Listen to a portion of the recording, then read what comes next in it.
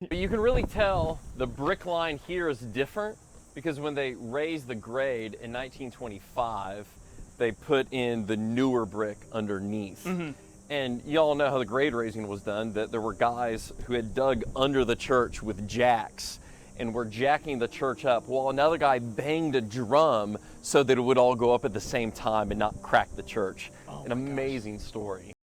One of the great stories too is on D-Day, June 6, 1944, the priest got a telegram that the invasion had started.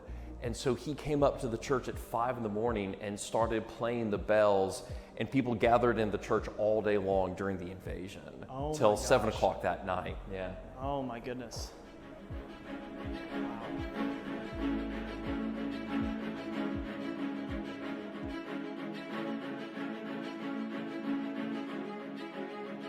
Absolutely beautiful.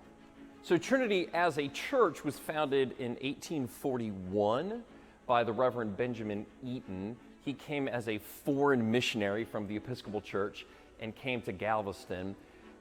Was given in 1905 in memory of George and Magnolia Seeley.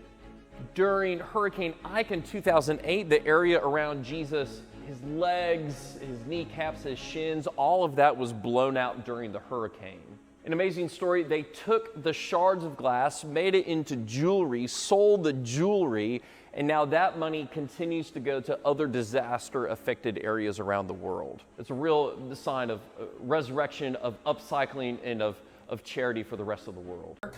There were a few times that the Reverend Benjamin Eaton would go on fundraising trips, especially during yellow fever.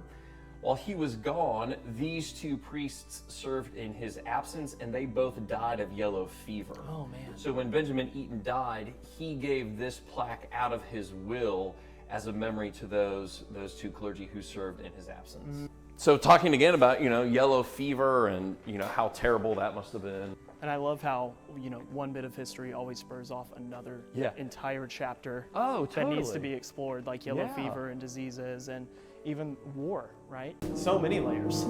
And I'm sure you are still learning things all the time, right? Yeah, so I just learned that window we were talking about installed in 1886, given in memory of Miss Bessie Hayden. The Bishop of Texas was here to confirm her when she was 15 years old, and she died at the end of the service. Oh my gosh. Yeah. Whoa.